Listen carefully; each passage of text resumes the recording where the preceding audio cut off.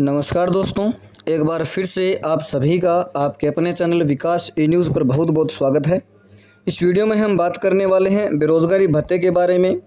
काफ़ी सारे अभ्यर्थियों को बेरोज़गारी भत्ते को लेकर के डाउट हैं, जो कि आपके सारे डाउट इस वीडियो में क्लियर हो जाएंगे। जो डाउट आपके हैं कि बेरोज़गारी भत्ते के जो फॉर्म अभी लेटेस्ट में अप्रूव्ड हुए हैं, जिसकी डेट मैं अभी आपको बता देता हूं, 21 अगस्त के दिन ये फॉर्म अभी अप्रूव्ड हुए थे। तो ये किस तारीख तक के फॉर्म अप्रूव्ड हो चुके हैं, या फिर कुछ कैंडिडेट्स ये जानना चाहते हैं कि हमारा फॉर्म कब अप्रूव्ड होगा, तो वो बातें भी इस वीडियो में आपको मिल जाएगी। और साथ में एक क्वेश्चन जो बार बार आया था, वो क्वेश्चन ये था कि क्या सर बंद हुआ भत्ता दोबारा से चालू हो सकता है? मेरा जो बेरोज़गारी भत्ता है वो बंद हो गया था, क्या उसको दोबारा चालू किया जा सकता है? तो वो सारी बातें इस वीडियो में आपको मिल जाएगी। और एक जो क्वेश्चन है वो भी मैं इस वीडियो में आपको अंत में डिस्कस करूंगा कि क्या भत्ते के साथ साथ आप पढ़ाई कर सकते हैं। मतलब एक तरफ आपको भत्ता मिल रहा है, दूसरी तरफ आप अपनी पढ़ाई कर रहे हैं, या तो पीजी कर रहे हैं या फिर बीएड आप कर रहे हैं। ऐसी कोई भी पढ़ाई यदि आप कर रहे हैं तो क्या उसके साथ में भत्ता आपको लिया जा सकता है? ये सारी बातों का डिस्कशन इस एक वीडियो में, इस छोटे से वीडियो में हम करेंगे। सबसे पहले जिन्होंने भी चैनल को सब्सक्राइब नहीं किया वो सब्सक्राइब कर दीजिए, बेल आइकन प्रेस कर दीजिए और वीडियो को लाइक कर दीजिएगा। अब सीधा चलते हैं टॉपिक बाय टॉपिक पर हम बात करेंगे। सबसे पहले बात करते हैं बेरोजगारी भत्ता फॉर्म अप्रूव्ड के बारे में। हाल ही में अभी 21 अगस्त को 21/8/2024 21 अगस्त के दिन जो है विभाग के द्वारा नए बेरोजगारी भत्ते के फॉर्म अप्रूव्ड किए गए। और अप्रूव्ड करने का जो प्रोसेस था वो मैंने आपको पिछले वीडियो में बताया था कि किस तारीख तक के फॉर्म अप्रूव्ड हुए हैं। और अप्रूव्ड करने का जो प्रोसेस होता है वो जिनका फॉर्म पहले वेरीफाई होता है उनका फॉर्म पहले ही अप्रूव्ड होता है। जैसे उदाहरण के लिए यदि मैं आपको बताऊं तो मान लीजिए दो साथियों ने फॉर्म एक साथ भरा है। ये जो दो साथी हैं इन्होंने फॉर्म मान लीजिए एक साथ इन्होंने फॉर्म भरा है, और इनके फॉर्म में दोनों ने एक साथ फॉर्म लगाया, एक दिन लगाया। इसके डॉक्यूमेंट सारे सही थे तो विभाग ने इसके फॉर्म को वेरीफाई कर दिया।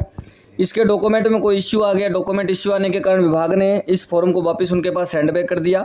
और सेंड बैक करने के बाद 2 या 3 दिन बाद इन्होंने जब अपना फॉर्म दोबारा से उसमें करेक्शन करके दोबारा लगाया तो उसके बाद में इनका फॉर्म भी वेरीफाई हो गया। मतलब पहले फॉर्म किनका वेरीफाई हुआ, पहले इस कैंडिडेट का वेरीफाई हुआ, इसके 5-7 दिन बाद या 20 दिन के बाद या 1 महीने के बाद फॉर्म इनका वेरीफाई हुआ। तो जिनका पहले वेरीफाई होगा उनका पहले ही अप्रूव होगा। बेरोजगारी भत्ते लेने का नियम यही है कि पहले आओ पहले पाओ, और जो आपकी वेरीफाई डेट है वही निर्धारित करती है कि आपका फॉर्म पहले अप्रूव्ड होगा या बाद में अप्रूव्ड होगा। और आपको बेरोजगारी भत्ते की जो राशि है, जिस दिन आपका बेरोजगारी भत्ते का फॉर्म अप्रूव्ड हो जाता है उसी दिन से काउंट होना शुरू हो जाती है। वेरीफाई होने पर किसी प्रकार की भत्ता राशि नहीं मिलती है। अब नए फॉर्म की जो मैं बात कर रहा था कि अभी हाल ही में 21 अगस्त के दिन ये फॉर्म अप्रूव्ड किए गए। लंबे समय के इंतजार के बाद ये काफ़ी सारे फॉर्म अप्रूव्ड किए थे। इससे पहले जो फॉर्म अप्रूव्ड थे वो जहाँ तक मुझे याद आ रहा 3 मार्च 2024 तक के वेरीफाई फॉर्म अप्रूव थे। लेकिन अभी हाल ही में जो 21 अगस्त के दिन फॉर्म अप्रूव्ड हुए हैं, ये 3 मार्च से लेकर के, ये डेट मुझे याद नहीं है, इसके लिए माफ़ी चाहूँगा। मुझे जहाँ तक याद आ रहा वो 3 मार्च याद आ रहा, हो सकता है ये 10 मार्च हो या फिर 11 मार्च हो, इतने इस डेट के आसपास ही है। 10 अप्रैल 2024 तक जितने भी फॉर्म वेरीफाई थे सारे फॉर्म अप्रूव्ड कर दिए। यहाँ तक का नोटिस मुझे देखने को मिला। 10 अप्रैल 2024 तक जितने फॉर्म वेरीफाई थे वो तो कन्फर्म है अप्रूव्ड हो गए। 11 अप्रैल से लेकर के 16 अप्रैल तक का मुझे कोई फॉर्म मिला नहीं, उसका मैं कह नहीं सकता कि वो 11 अप्रैल से लेकर के 16 अप्रैल तक वेरीफाई पड़े या अप्रूव्ड हो गए। लेकिन 17 अप्रैल का मुझे फॉर्म मिल गया था किसी का, जिसका 17 अप्रैल को वेरीफाई था। वो फॉर्म अभी तक वेरीफाई ही पड़ा है, उसको अप्रूव्ड नहीं किया गया। कहने का मतलब ये है कि 10 अप्रैल 2024 तक के तो 100% न्यूज़ जो है वो श्योर है, एकदम सही न्यूज़ है, सटीक न्यूज़ है। यहाँ तक के फॉर्म अप्रूव्ड हो चुके हैं। इसके बाद बीच की डेट के फॉर्म नहीं मिले, 10 के बाद सीधा ही 17 तारीख को वेरीफाई हुआ फॉर्म मिला, और वो सिर्फ और सिर्फ अभी तक वेरीफाई पड़ा, इसको अप्रूव्ड नहीं किया गया। तो आप आइडिया लगा सकते हो कि या तो 10 तारीख तक के फॉर्म अप्रूव्ड हैं, 10 तारीख तक के जो वेरीफाइड फॉर्म थे वो अप्रूव्ड हैं, या फिर आप 16 अप्रैल तक भी अगर आइडिया लगाना चाहो तो लगा सकते हो। क्योंकि हमारे पास जो न्यूज़ है वो 17 तारीख की न्यूज़ मेरे पास आई हुई है कि 17 अप्रैल को जिसका फॉर्म वेरीफाई था वो अभी तक वेरीफाई पड़ा है, उसको अप्रूव्ड नहीं किया गया है।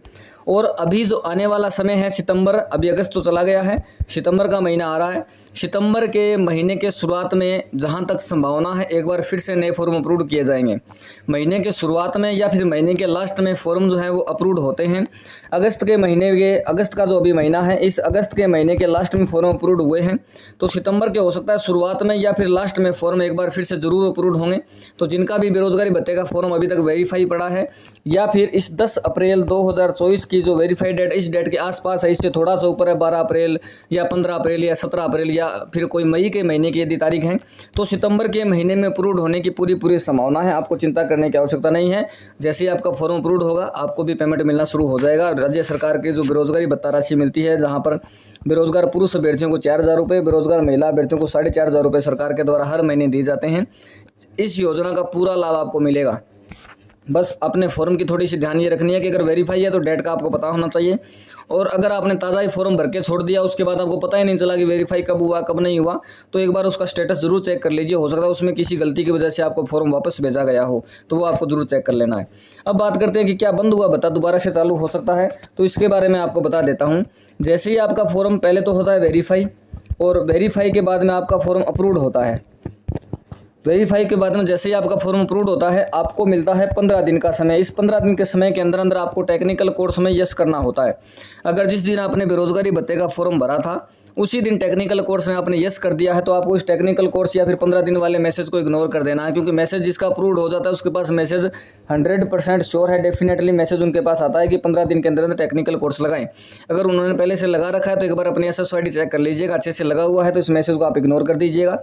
और यदि नहीं लगा हुआ है तो 15 दिन के अंदर टेक्निकल कोर्स लगाना है। चाहे आपने BSTC कर रखा हो, B.Ed कर रखा हो, ग्रेजुएशन के साथ में कोई भी यदि कोर्स आपने कर रखा है, तो आपको जो 4 घंटे की राज्य सरकार के द्वारा इंटर्नशिप योजना चालू कर दी गई है उसमें यस का ऑप्शन जो है उसको यस करना है। मतलब कि जो हामी आपको भरनी है कि आप 4 घंटे की इंटर्नशिप के लिए तैयार है। यदि आपने कोई टेक्निकल कोर्स कर रखा है, चाहे B.Ed हो या कोई नर्सिंग कोर्स हो या ITI हो या BSTC हो, जो भी आपने कर रखा है वो उसमें यस करना है।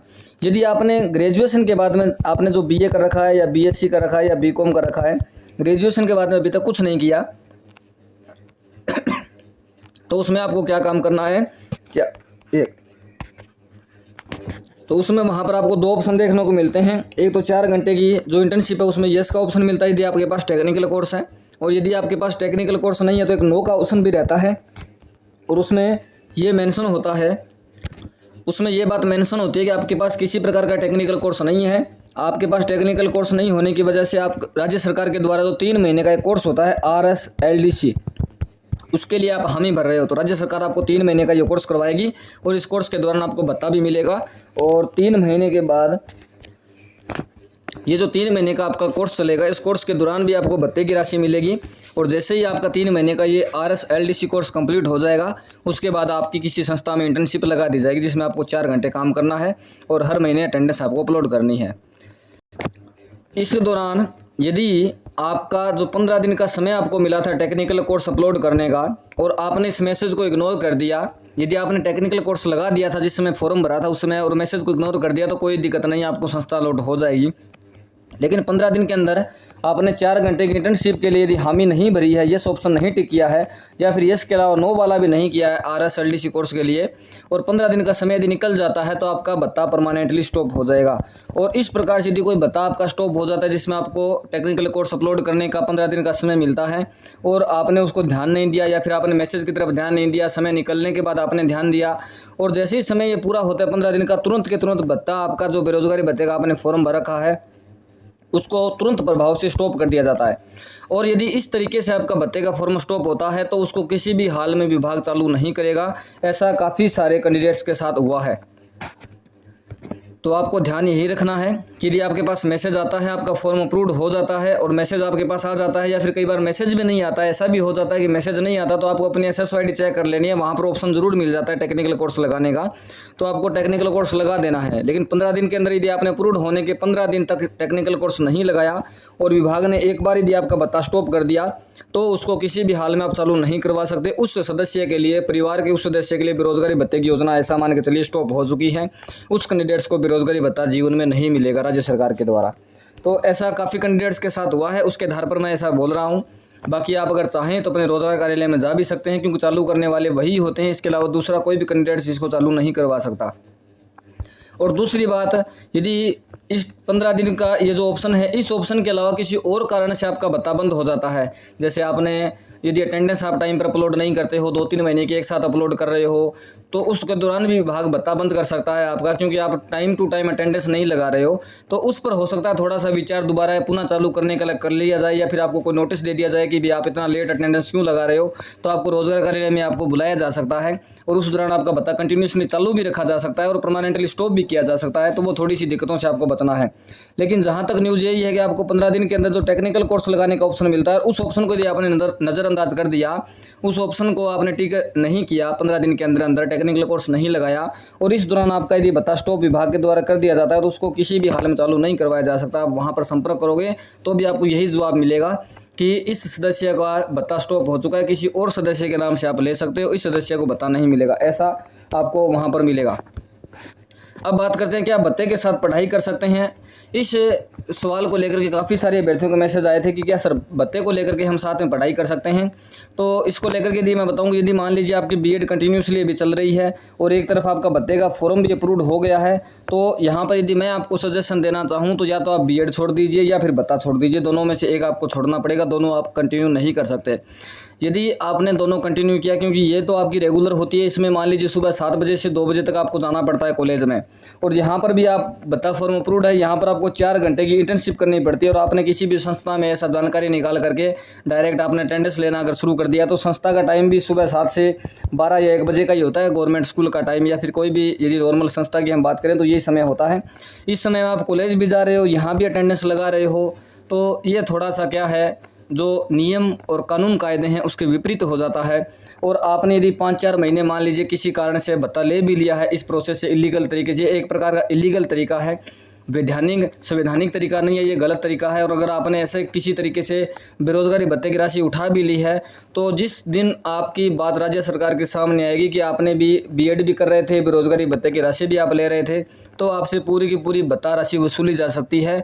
और जितने दिन मतलब आपने जितना दिन ऊपर समय हो गया उसका ब्याज भी आपसे लिया जा सकता है। तो थोड़ा सा आपको संभल के रहना है, यदि आप ऐसा कोई कोर्स साथ में कर रहे हो तो ध्यान रखना है।